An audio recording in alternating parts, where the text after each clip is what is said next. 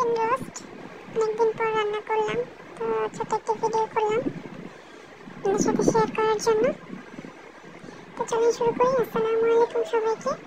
আজকে হচ্ছে chicken roast রান্না করবো, তার জন্য হচ্ছে এখানে আমি দুটো লেগ পিস হাফ করে নিয়েছি। তো শুরুতেই হচ্ছে এটা আমি সামান্য পরিমাণ হচ্ছে লেবু আর হচ্ছে লবণ দিয়ে হচ্ছে মাখিয়ে নেব। মাখিয়ে হচ্ছে আমি তেলে একটু হালকা ভেজে নেব আর কি। তো লেবু দিয়ে দিয়েছি, লবণ দিয়ে মাখিয়ে নিয়েছি। এবার তেলে হচ্ছে আমি হালকা লাল লাল করে ভেজে নেব। ভেজে নিয়ে নামিয়ে নিয়েছি। এই যে বেশি একটা পোড়া পোড়া করা যাবে না, তাহলে শক্ত হয়ে যাবে। তারপর হচ্ছে একই তেলে হচ্ছে আমি গরম মশলা দিয়ে দিয়েছি, তেজপাতা, লবঙ্গ, এলাচ, দারচিনি দিয়ে ভেজে নিচ্ছি। তারপর হচ্ছে পেঁয়াজ কুচি দিয়ে দেব পরিমাণ মতো। তো পেঁয়াজের সাথে হচ্ছে আমি লবণটাও দিয়ে দেব।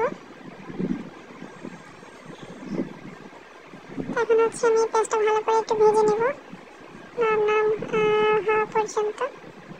তারপর হচ্ছে এটা আমি মশলা অ্যাড করলাম। এখানে হচ্ছে টক দিয়ে দিয়েছি, জয়ফল জয়ত্রী বাটা, বাদাম বাটা, আদা রসুন জিরা বাটা, সব কিছু হচ্ছে আমি পরিমাণ মতো অল্প অল্প করে দিয়ে মিশিয়ে নিচ্ছি।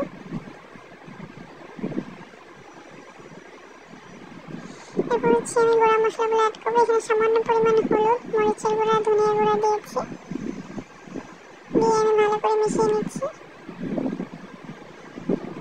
মশলাটা ভালো করে কষিয়ে নিতে হবে।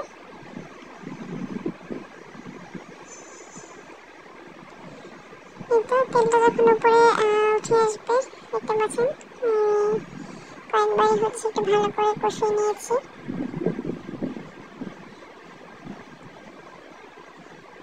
পর্যায়ে হচ্ছে আমি গুঁড়া দুধ হচ্ছে একটু গরম পানিতে গুলিয়ে নিয়েছিলাম, হাফ কাপের মতো হবে, হাফ কাপে একটু বেশি হবে। তো ওটা আমি দিয়ে দিলাম, দিয়ে হচ্ছে আমি একটু মিলিয়ে নিচ্ছি।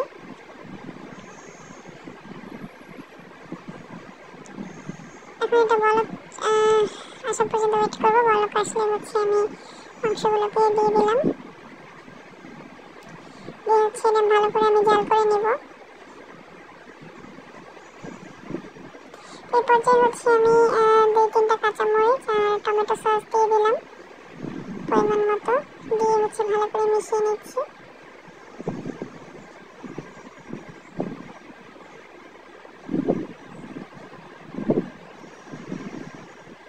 মেশানো হয়ে গেছে দেখতে পাচ্ছেন। এখন হচ্ছে আমি সামান্য পরিমাণ চিনি দিলাম, এটা লাস্টের দিকে আর কি। আর হচ্ছে কিছুটা হচ্ছে আমি এখানে গরম মশলা গুঁড়ো অ্যাড করবো আর কি লাস্টের দিকে। চিনিটা আমি মিলিয়ে নিলাম।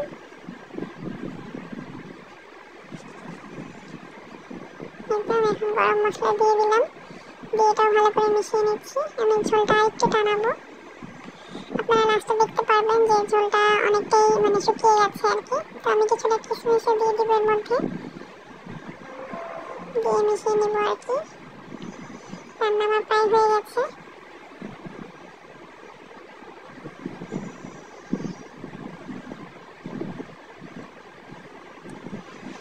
এই তো ঝোলটা আমি আরও কিছুটা টানিয়ে নিয়েছি দেখতে পাচ্ছেন।